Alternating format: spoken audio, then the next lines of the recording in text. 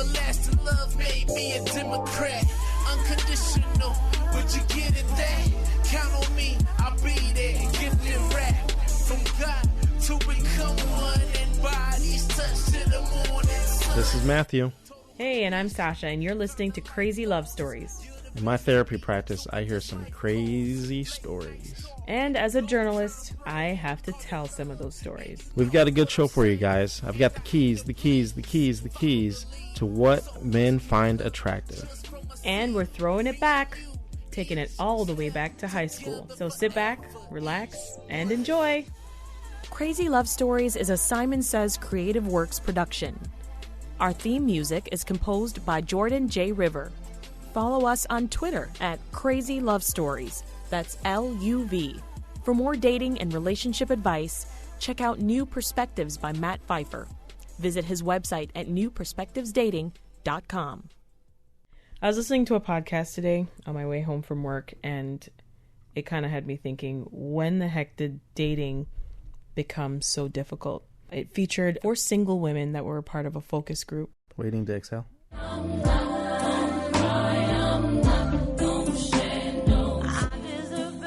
No, it was a focus group. Like oh my God.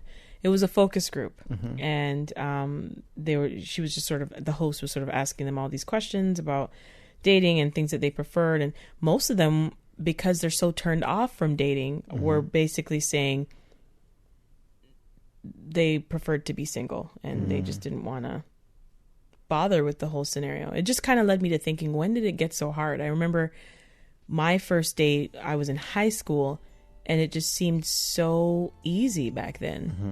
It's like... But how did it work for you? I mean, you call, you make plans, you show up at the movie theater, and you watch a movie, and then it's like, okay, bye. So let me ask you this. Were you a nerd in high school? Me? Yeah.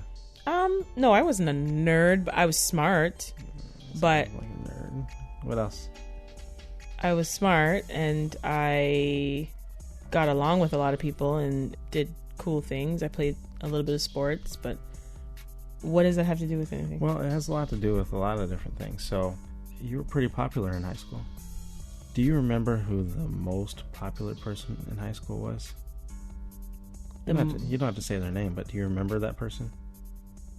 As far as a girl? Yeah, or like a certain crew. Like back then it was like crews, like the 90s. Well, every crew has the crew leader, right? Yeah.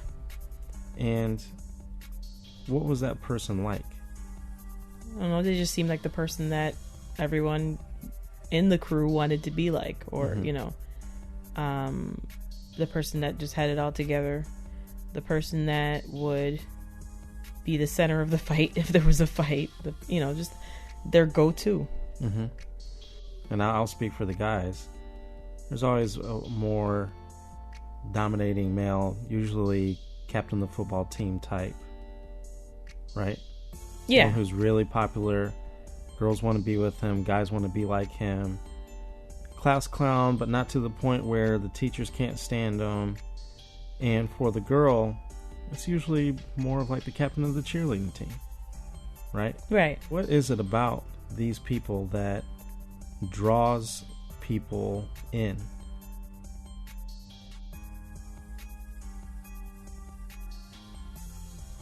Typically, people always talk about the alpha male. We rarely talk about the alpha female. How would you define the alpha female? Alpha female is someone who walks with a certain confidence, someone who takes excellent care of herself, someone who has standards when it comes to the guys that she dates. And there's a reason why she has those standards, and that's because she knows that she can pretty much choose whichever guy she wants, and she has options. What about ladies who aren't the definition of an alpha female? Are they the ones that are unlucky in love? Well, everyone has alpha qualities to them. What it is that it's truly just the best version of yourself. So an alpha female has certain qualities and has a certain confidence because she's carried herself for. So she's been told since she was 5 that she was the most beautiful. She's been, in gymnastics or cheerleading. And of course, I'm using these as an example. Maybe it's a pianist. Maybe it's someone who's very smart with grades, like you were. But it's someone who possesses a certain confidence and has grown up in that confidence and just took off with it. Well, not everyone has the perfect scenario growing up. But just because that might have been, just because your past wasn't the greatest, that is not equal to your future. And you can always make changes, and you can always change the outcome of where you're headed as well. Learning about the alpha female is very interesting. But when it comes to all types of females and all types of males, I think what it all boils down to when it comes to attraction, which is what we're talking about today, is that initial approach. A lot of people want to know, how do I even get there to that point where I'm this desired person that someone else would be interested in? How do I get someone to be interested in me? When you're looking at levels of interest, not only do you want to look your best in terms of the way you're dressed, the way that you carry yourself, but there's something to be said about being in a place that you are at your best and you are at your most confident.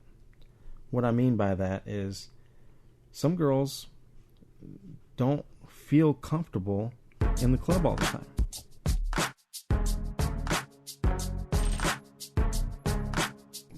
That being said, if they go to a club and they're giving off a vibe that they're not as confident, then they're not going to attract the type of male, the type of person that they necessarily want, because we always want to attract the best type of person that we possibly can, correct?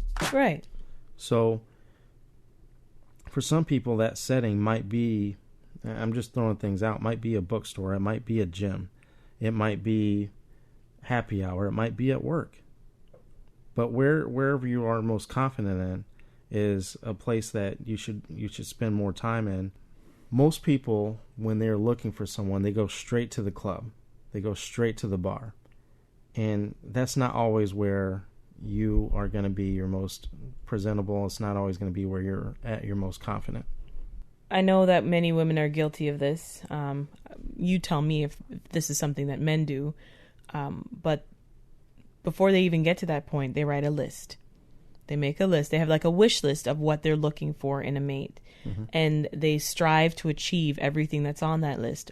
They compare people that they meet and potential dates to characteristics on that list. And sometimes those people just automatically don't measure up because they've created sort of this false sense of perfection, or this false level of perfection, that probably doesn't exist out there. What do you think about a list? I think that there definitely should be some standard, right? There definitely should be some level of what you're looking for in another person. But I think that what is more, actually, let me say, just as important as a list and what you're looking for is looking inward and making an inward list of qualities that you feel that you possess, because we attract what we are. Attraction is actually not a choice. You attract what you are. So if you're making a list of a person, let's say that you're sitting down and you want someone that's a great communicator, very successful, makes a lot of money, this and that. If you don't possess those type of qualities yourself, it is not going to happen. Like attracts like? Like, that most definitely attracts like. And not only that, but like attracts like stays with like.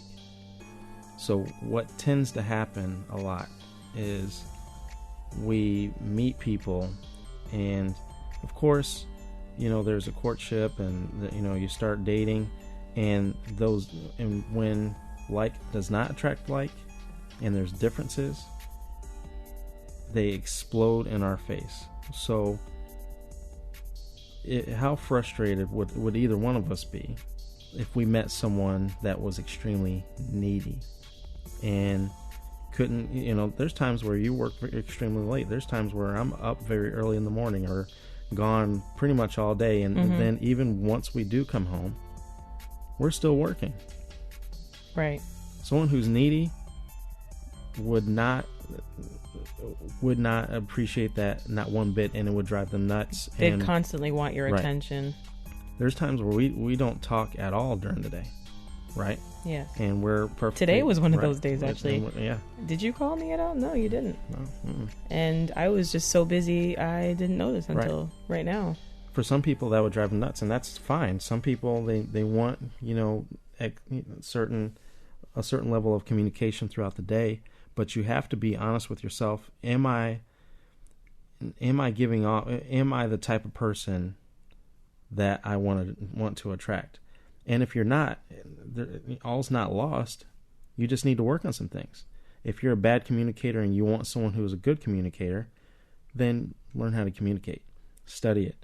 Read up on it. If you want someone who, and I'm not saying that you have to have everything all together, but you definitely need to be heading in that direction. If you have bad credit and you want someone that is good with finances and makes good money, then you definitely need to start studying things up on it. I mean, when you get with these type of people, they're going to want a certain life, and if you can't provide that, then you're going to lose that attraction. That credit one, that's a really good one. That's a big one too.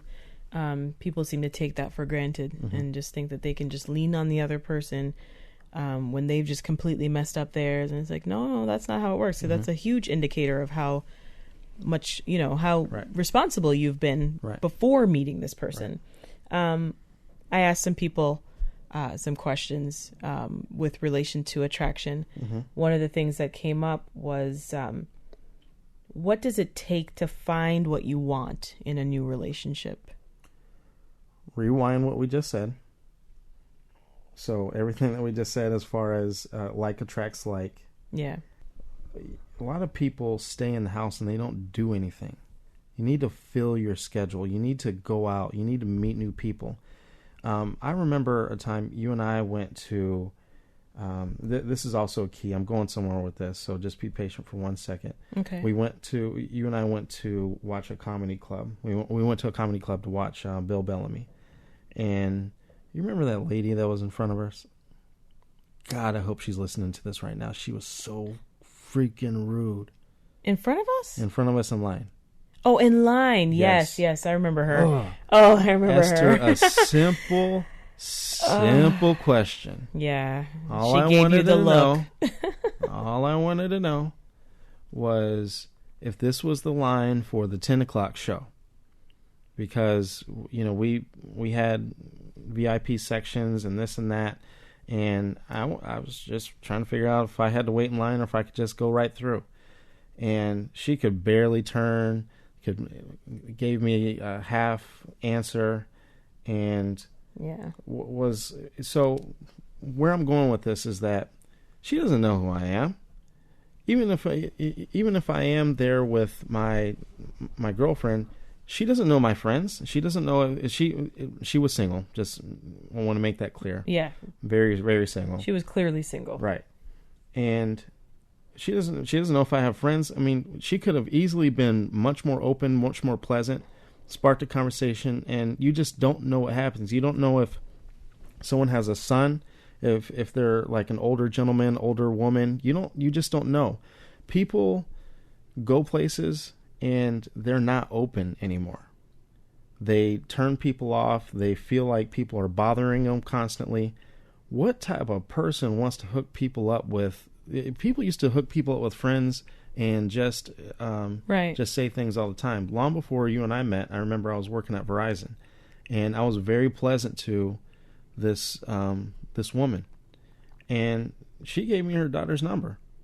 like it was nothing. Said I was, a kind gentleman. Felt like we, not clearly things didn't work out, but you just never know. You always have to be open. You're saying with this particular lady, had she been open, just been a nice person, right, been receptive to the fact right, that you were simply asking a question about, right, were we in the right lineup, right, etc.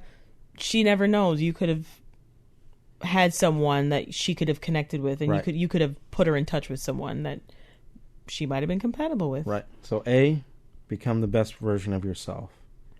B, get off the couch and fill your schedule. C, be kind to people, regardless. A lot of women they're only kind to guys that they find attractive. Be kind to everybody. You don't know who is who. You don't know what is what. Just have a nice demeanor, a nice aura about you. Laugh, smile. Those are the type of things that people in general are attracted to. Be an attractive person in a personality, not just to the guys that you like, just in general. Right. You're gonna get hit on by some of the guys that you're not attracted to. So what? You'd rather get hit on by guys that you're not attracted to and eventually find the right one than to turn every single person that's, turning off the cashier, turning off this person, turning off that person. You never know who's behind you in line. I have a lot of single friends. I could have easily hooked that girl up. But, I turned away and was like, forget that. Her loss. Exactly. I want to throw a question of my own in here. When it comes to dating online, mm-hmm, how does attraction come into play? People are putting up pictures sometimes that are not even their own. Obviously, attraction is a little bit different here, where that's what you're leading with when you're dating online, correct? Mm-hmm. That's the first thing you notice is what the person looks like. Some people take the time to read profiles, but should you still follow some of the same absolutely rules that you're talking about here? Online dating, obviously very popular, but that doesn't change anything. So to me, online dating, it might have its own rap and things of that nature. But with online dating, to me, it's no different from meeting someone anywhere else. It's just a different platform to do it. When you meet someone at a club, at a bar, or in a grocery store, you don't know that person. Same way you don't know the person know the person online. So when you make your profile, when you put your pictures up, you need to show a full life. That's important. You need to show that you are regardless if you're busy due to career or you're busy because you have kids, or show that. But people need to see what type of life they need to see. A life, period. They can't just see a bunch of selfies and say that you don't do anything and you sit at home and you watch TV all day. Well, guess what? If that's what you're putting on your profile, don't be surprised when a guy says, "Hey, let's Netflix and chill" on the very first date, because guess what you presented, right? But if you present a full life, someone who's busy, someone who enjoys life, someone who likes to do things, then maybe you're going to attract a different type of person. That's interesting. It just brings me back to the days where I was... Don't get me preaching in here. Brings me back to the days where I was dabbling in online dating. I just remember seeing a few profiles that it's like, really, your selfie, just you sitting in the backyard by yourself, hoodie on. It's boring. I can barely see your face. Or I can tell that you cropped somebody out that was next to you that was probably a woman. All of that stuff, not attractive. And then you have 2 sentences on your profile. Right. That's another piece that just tells me you don't read or write. So I don't have time for you. Right. In conclusion, how does one get someone interested in them? To get someone interested in them, you have to be open. Be friendly, not just to a guy that you're attracted to if you are rude to people 90% of the time, you're not going to be prepared when a guy that you do like comes up to you. You need to be nice all the time, and you need to be open and friendly, and you need to become the best version of yourself. You need to become what you want to attract. Right. If you are looking for a guy that's kind and friendly, nice sense of humor, a guy like that is not going to want to be with someone that has a scowl on their face all the time. I can't tell you how many times that guys walk in somewhere and they see women being pretentious, screw-facing people. Guys will see women doing that to other guys and doing that to other people, and then it just turns them off. They don't even want to approach you when you're doing those things. They don't even want to approach you if you have a frown on your face all the time. And even if they do happen to talk to you, it's not going to be for any of the right reasons. Even if you're attracted to that guy, you've already lost. You've already turned him off. So going back to how we opened this up, the alpha female, right? Popular, smiles, laughs, good with fun around the women and the guys. If a guy sees you laughing with other guys and is able to joke around and banter, he's going to feel comfortable not only talking to you, but also eventually taking you around his guy friends, knowing that that you can hang, but at the same time that you're going home with him. Like the music you're hearing? Check out Jordan J. River on SoundCloud. Our cover art was designed by Kashta Media. Listen to Crazy Luv Stories on SoundCloud and iTunes. And don't forget to subscribe. Very good advice. Thank you. Worked for you. Please.